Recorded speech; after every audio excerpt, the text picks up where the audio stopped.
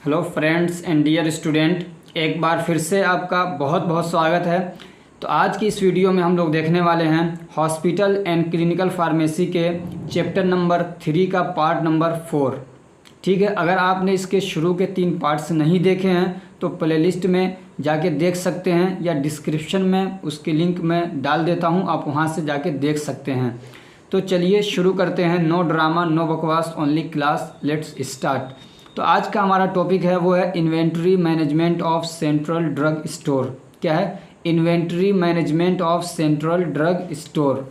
Inventory आप समझ चुके हैं, अगर नहीं जानते हैं तो समझ लीजिए कि जो रॉ मटेरियल्स आपके यहाँ पे आता था उसको फिर कोई भी सामान बनाने के लिए, मान लीजिए दवा बनाने के लिए, या फिर वो क्या है, वो मटेरियल को आपने प्रोडक्ट बना दिया। अब मान लीजिए हमने एग्जांपल लिया था चॉकलेट का, तो चॉकलेट के लिए रॉ मटेरियल्स लाए गए। अब मान लीजिए वो रखा गया था आपके गोडाउन के अंदर, फिर आपने क्या है उसका चॉकलेट बना दिया। तो अब ये दोनों क्या है, ये सब हैं आपके इन्वेंट्री ही है। क्या है? ये सब इन्वेंट्री हैं। तो आज के इस टॉपिक में हम लोग पढ़ेंगे इन्वेंट्री मैनेजमेंट, यानी जो प्रोडक्ट है वो बना दिया गया है तो उसको कैसे अब मैनेज किया जाए। उसमें ख़ास तौर से आप पढ़ेंगे कि कैसे उसको मतलब स्टोर किया जाए, किस टेम्परेचर में रखा जाए कि वो सही से आपके यहाँ बाकी रहेगा, और कैसे उसको डील किया जाए कि वो एक्सपायर ना हो। तो ये सारी चीज़ें आप इसमें पढ़ने वाले हैं। और एक बात ध्यान रखिए कि हम लोग कोई FMCG कंपनी यानी खाने पीने वाली चीज़ें बनाने वाली कंपनी के बारे में ख़ास तौर से नहीं पढ़ेंगे, इसलिए कि आप एक फार्मासिस्ट बनने जा रहे हैं। तो आप जो बात करेंगे वो कि ख़ास तौर से ड्रग से रिलेटेड पढ़ेंगे, ड्रग के ताल्लुक से पढ़ने वाले हैं। तो चलिए अब हम लोग देखते हैं inventory management. It is a process in which different type of actions are taken place. कह रहे हैं कि इन्वेंट्री मैनेजमेंट एक ऐसा प्रोसेस है, एक ऐसा काम है जिसमें अलग अलग टाइप के क्या है फंक्शंस होते हैं, अलग अलग टाइप के काम होते हैं, जैसे कि ordering, storing, using and selling A companies inventory. Inventory आप समझ चुके हैं। तो अभी ये इन्वेंट्री मैनेजमेंट क्या है कि इसमें अलग अलग काम होते हैं, जैसे कि ऑर्डर करना यानी चीज़ों को ऑर्डर करके मंगाना, ठीक, और फिर क्या उसको स्टोर करना, फिर उसको यूज़ करना प्रोडक्ट बनाने के लिए, प्रोडक्ट बन गया फिर उसको सेल करना। तो ये सब क्या है, ये होता है inventory management. It has a record of each new and return product enters in warehouse और आउट फ्रॉम हेयर। और इसमें एक काम ये भी होता है कि यहाँ पे सारी चीज़ों को रिकॉर्ड किया जाता है, हर उस चीज़ को रिकॉर्ड किया जाता है जो वेयर हाउस के अंदर इंटर होता है, चाहे वो नया प्रोडक्ट बन के आया हो या प्रोडक्ट आपने कोई सेल किया था वो रिटर्न आया। बहुत सारी चीज़ें रिटर्न आती हैं, आपको अच्छे से मालूम होगा। बहुत सारा आप ऑनलाइन चीज़ें मंगाते हैं और फिर उसको क्या करते हैं, रिटर्न कर देते हैं। तो ऐसे ही वो भी जो रिटर्न चीज़ें आ रही हैं उसकी भी क्या होता है, एक रिकॉर्ड तैयार किया जाता है। और कितनी चीज़ें आउट हुई यानी कितनी बेची गई, सेल की गई, उन सारी चीज़ों का क्या होता है, रिकॉर्ड भी तैयार किया जाता है। वो किसके अंदर आता है, इन्वेंट्री मैनेजमेंट के अंदर। अब कुछ की पॉइंट्स हैं इन्वेंट्री मैनेजमेंट के, वो क्या हैं, एक उसमें है स्टोरेज कंडीशन। क्या है? Storage condition. ये सब चीज़ें हम लोग पढ़ेंगे। दूसरा क्या है, फीफो या फेफो मेथड्स। ये फीफो याद करने के लिए आसान है, फीफो और फेफो आप पढ़िए इसको याद करने के लिए, ठीक। तीसरा इसमें क्या है, एक्सपायरी ड्रग रिमूवल्स। क्या है? Expiry drug removals. ये भी क्या है, एक इन्वेंट्री मैनेजमेंट का एक पॉइंट है। चौथा क्या है, डॉक्यूमेंटेशन। क्या है? डॉक्यूमेंटेशन, ये एक पॉइंट है। अब क्या होता है स्टोरेज कंडीशन, आप इसको देसी भाषा में समझिए कि जैसे कि मान लीजिए आपने सामान बना लिया तो उसको ले आके रखते वेयर हाउस के अंदर। तो ऐसा नहीं है कि आप किसी भी टेम्परेचर में उसको रख देंगे। तो मान लीजिए यहाँ पे तो हम लोग ख़ास तौर से बात कर रहे हैं दवाओं के बारे में। तो बहुत सारी जो दवाएं होती हैं वो अलग अलग टेम्परेचर पे क्या होती है, स्टेबल होती हैं, या उनके लिए क्या होता है, कुछ कंडीशंस होती हैं। जैसे कुछ दवाएं ऐसी होती हैं कि अगर वो लाइट के कांटेक्ट में आती हैं तो फिर रिएक्शन करके वो ख़राब हो जाती हैं। ऐसे कुछ अगर हीट उनको ज़्यादा मिल जाए, ज़्यादा टेम्परेचर होता है तो वो ख़राब हो जाती हैं। कुछ ऐसी होती हैं जो वोलेटाइल नेचर की होती हैं कि वो रूम टेम्परेचर पर भी एवोपोरेट होकर क्या है, उड़ जाती हैं। तो दवाओं के लिए अलग अलग क्या टेम्परेचर और कंडीशंस होती हैं। तो इन स्टोरेज कंडीशन में हम वो सारी चीज़ों को क्या करते हैं, ध्यान में रखते हैं, ठीक। तो अब देखिए, कंसिडरिंग प्रोटेक्शन को ख्याल करते हुए, ध्यान में रखते हुए, drugs are kept in the storage room. दवाओं को स्टोरेज रूम में यानी स्टोर रूम में रखा जाता है अंडर डिफरेंट कंडीशंस, अलग अलग कंडीशन के हिसाब से। जैसे कि इन डिफरेंट टेम्परेचर, दवाएं अलग अलग, बहुत सारी दवाएं होती हैं जो अलग अलग टेम्परेचर में रखी जाती हैं। ऐसे ही कुछ दवाएं होती हैं जो डार्कनेस एरिया में रखी जाती हैं। ऐसे ही ड्राइनेस किसी के लिए रिक्वायर्ड होता है, तो ये क्या है, स्टोरेज कंडीशन में क्या आएगा, बहुत सारी चीज़ें आ सकती हैं, लेकिन ये 3-4 चीज़ें कि टेम्परेचर को मेंटेन करना पड़ता है, ऐसे ही उनको सनलाइट से, हीट से और बचाना पड़ता है, और ड्राईनेस उनकी क्या होती है, रिक्वायरमेंट होती है। अब various storage condition on the basis of temperature. अब जैसे कि ख़ास तौर से टेम्परेचर का ज़्यादा मैटर रहता है, तो ये कह रहा है कि अलग अलग कंडीशन है, किसके, स्टोरेज के अलग अलग कंडीशन हैं टेम्परेचर के बेस पे। यानी ऐसा नहीं कि जो भी स्टोर रूम है सबका टेम्परेचर सेम ही रहता है, अलग अलग स्टोरेज रूम जो हैं उनको टेम्परेचर के बेस पे क्या किया गया, बांटा गया है। ठीक है, तो अब वो क्या है देखिए, एक होता है रूम टेम्परेचर, एक क्या होता है रूम टेम्परेचर। और ज़्यादातर जो मतलब दवाएं होती हैं, फार्मास्यूटिकल्स होती हैं, जैसे कि टेबलेट हो गया, ऐसे ही कैप्सूल्स हो गए, इंजेक्शंस हो गए, सिरप वगैरह हो गए, तो ये ज़्यादातर जो होती हैं वो रूम टेम्परेचर पे ही क्या है, दवाएं रखी जाती हैं। ठीक है, majority of pharmaceuticals are storage at room temperature. अब रूम टेम्परेचर क्या है, तो रूम टेम्परेचर को 20 से 25 डिग्री सेल्सियस का जो तापमान होता है, जो टेम्परेचर होता है, उसको रूम टेम्परेचर कंसिडर किया जाता है, माना जाता है। अब दूसरा जो स्टोरेज कंडीशन है वो क्या है, कूल स्टोरेज कंडीशन। वो क्या है, कूल स्टोरेज कंडीशन। तो कूल स्टोरेज कंडीशन किस टेम्परेचर को मानते हैं हम लोग, तो 8 से 15 डिग्री सेल्सियस। 8 से 15 डिग्री सेल्सियस अगर किसी जगह का टेम्परेचर है तो उसको हम लोग बोलेंगे कूल टेम्परेचर या कूल कंडीशन। और अगर किसी स्टोर रूम के अंदर वो टेम्परेचर दिया जाता है, उसको बोलते हैं कूल स्टोरेज कंडीशन। अब इसमें जैसे एंटीबायोटिक्स हो गए, हार्मोन्स वगैरह हो गए, तो ये इस टाइप की जो चीज़ें होती हैं उसको क्या है, कूल स्टोरेज कंडीशन में रखा जाता है। ऐसे ही एक कंडीशन है स्टोरेज का, कोल्ड स्टोरेज कंडीशन। क्या है, कोल्ड स्टोरेज कंडीशन। ये कूल से थोड़ा और ज़्यादा मतलब टेम्परेचर इसमें लो किया जाता है, तो वो कितना होता है, 2 से 8 के बीच में इसका टेम्परेचर क्या है, रखा जाता है। 2 से 8 डिग्री सेल्सियस के बीच में रखा जाता है, तो वो क्या होता है, कोल्ड स्टोरेज कंडीशन होता है। और इसमें विटामिन्स हो गए, ऐसे वैक्सीन वगैरह जो होती हैं वो इसी कंडीशन में, इसी टेम्परेचर पर रखी जाती हैं, इसी में वो स्टेबल होती हैं। और एक होता है फ्रीज स्टोरेज कंडीशन। कुछ चीज़ें ऐसी होती हैं जैसे कि मान लीजिए कुछ आई ड्रॉप्स होते हैं, इंसुलिन होती हैं, इंसुलिन तो जानते ही हैं आप, तो इसको क्या किया जाता है, इस फ्रीज स्टोरेज कंडीशन में रखा जाता है। और ये कितना होता है, -4, कितना, ये -4 to 2 डिग्री सेल्सियस, इसके बीच का जो रेंज है, जो कंडीशन है, जो टेम्परेचर है, वो क्या होता है, फ्रीज स्टोरेज कंडीशन बोला जाता है। जैसे कि इंसुलिन हो गया और कुछ आई ड्रॉप्स हो गए, जो इस कंडीशन में, इस टेम्परेचर पे रखी जाती हैं, स्टोर की जाती हैं। अब एक टॉपिक है आपके सिलेबस में, मेथड्स ऑफ स्टोरेज। स्टोरेज के मेथड्स, इसमें आप वो पढ़ेंगे कि कौन कौन सी, मतलब जैसे कि मान लीजिए अलग अलग टाइप की दवाएं हैं, अलग अलग डोजेस फॉर्म है, जैसे टेबलेट हो गया, कैप्सूल हो गया, आई ड्रॉप्स हो गया, इमल्शन हो गया, सस्पेंशन हो गया, तो ये अलग अलग टाइप के इंजेक्शन हो गए। तो इनको किस कंडीशन में रखा जाएगा, किसको कूल में रखा जाएगा, किसको कोल्ड में रखा जाएगा, किसको फ्रिज में रखा जाएगा, किसको रूम टेम्परेचर में रखा जाएगा, तो आप पढ़ेंगे इसमें मेथड्स ऑफ स्टोरेज में। ठीक, all the medicine must be stored according to the guidelines are provided on label. दवा, एक बात ध्यान रखिए कि जो भी दवाएं आपके पास हैं उनको आप उसी टेम्परेचर पे, उसी कंडीशन पे स्टोर करेंगे जो उसके लेबल में उस पर लिखा हुआ है। हर दवा का आप देखते हैं कि लेबल होता है, यानी उसके पीछे लिखा रहता है। ठीक है, देखते होंगे हर दवाओं के पीछे, उसके पीछे या आगे या उसके ऊपर कहीं पे भी उसके रिगार्डिंग क्या बहुत सारे इन्फॉर्मेशन से लिखे रहते हैं। तो जैसा उस पर लिखा हुआ है उसी के अकॉर्डिंग उसको स्टोर करने की कोशिश करनी चाहिए। अब जैसे क्या लिखा रहता है, या मान लीजिए आप किसी कंपनी में जा रहे हैं तो आप किस दवा के लिए क्या लेबल करेंगे, मान लीजिए सिरप है तो उसको किस कंडीशन में रखने के लिए आप मशवरा देंगे, सलाह देंगे। तो देखते हैं, like that storage instruction should be provided on label. तो ये जो नीचे आ रहे हैं कह रहे इसी की तरह से जो क्या कहते हैं स्टोरेज इंस्ट्रक्शंस प्रोवाइड किया जाना चाहिए लेबल पर। जो नीचे हम लोग कुछ कंडीशंस, कुछ स्टोरेज इंस्ट्रक्शन देखने वाले हैं, तो कह रहे हैं कि इसी के तरीके से आप भी अगर कहीं पे जा रहे हैं, कंपनी के अंदर काम कर रहे हैं, तो इस तरीके से क्या है प्रोवाइड करना चाहिए लेबल पे। क्या चीज़ प्रोवाइड करना है, स्टोरेज इंस्ट्रक्शन। अब देखिए स्टोरेज ऑफ टेबलेट्स, यानी अब टेबलेट के लिए अब क्या मतलब स्टोरेज कंडीशन होना चाहिए, या अगर लेबल कर रहे हैं तो क्या लेबल करेंगे उस पर। तो उसमें आपको क्या करना है, store in A cool and dry place.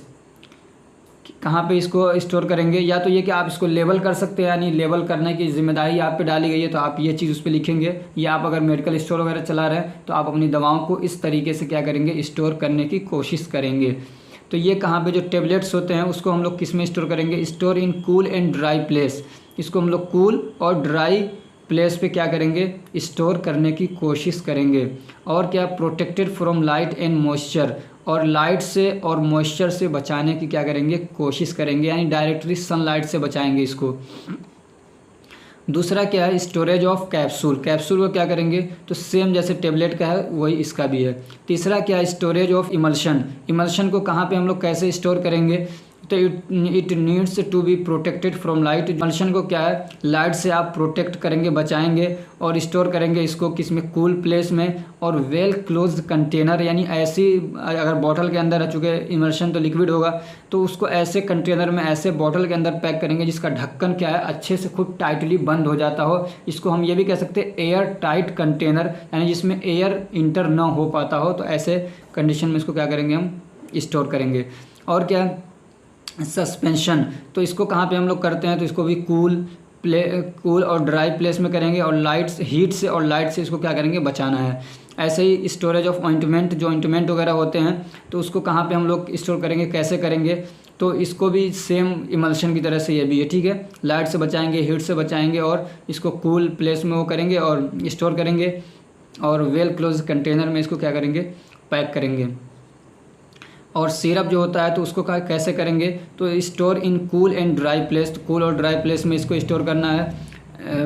And protect, यहाँ पे कॉमा लगा लीजिए, protect from heat and light, और हीट से और लाइट से इसको बचाना है।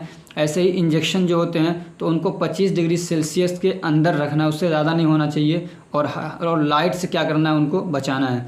अब एक टॉपिक है डिस्ट्रीब्यूशन ऑफ ड्रग, आपके सिलेबस में एक टॉपिक क्या है, डिस्ट्रीब्यूशन ऑफ ड्रग, बहुत आसान टॉपिक है। इसका क्या मतलब है, इसका मतलब है कि दवाओं को बांटना। मान लीजिए सरकारी हॉस्पिटल्स होते हैं, आप भी गए होंगे कभी या नहीं गए होंगे, तो उसमें क्या होता है, दवाएं दी जाती फ्री में ही।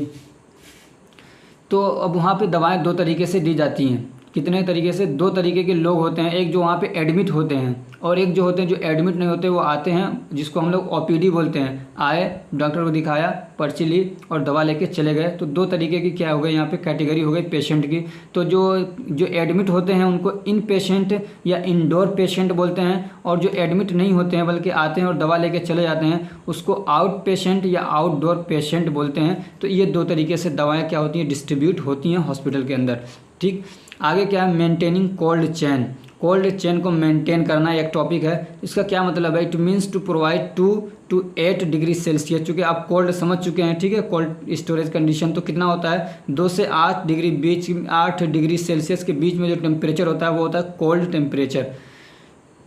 अब मेंटेनिंग कोल्ड चेन का क्या मतलब है, तो it means to provide 2 to 8 degree Celsius temperature to any product like vaccine, ठीक है। इसका क्या मतलब कि किसी प्रोडक्ट को 2 से 8 डिग्री सेल्सियस का टेम्परेचर प्रोवाइड करना, कहाँ कहाँ पे प्रोवाइड करना है, during manufacturing, storing, transporting and distribution.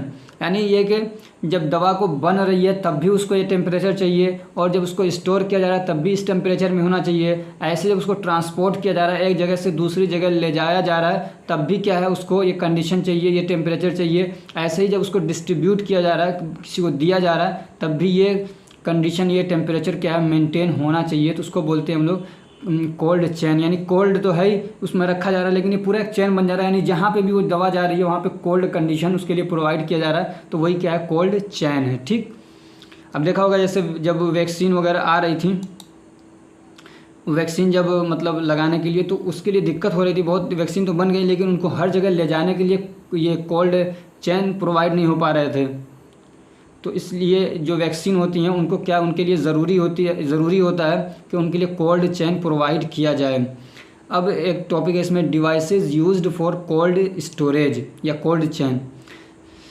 तो कोल्ड स्टोरेज बनाने के लिए आपको क्या डिवाइसेस की ज़रूरत पड़ती है, तो रेफ्रिजरेटर होता है, ये अलग अलग तरीके के हो सकते हैं। रेफ्रिजरेटर एक ऐसा भी होता है जो आपको मालूम नहीं होगा कि जो इलेक्ट्रिसिटी से नहीं बल्कि वो क्या है, पेट्रोल और मिट्टी के तेल, इन सब चीज़ों से भी चलने वाला रेफ्रिजरेटर बनाया गया है।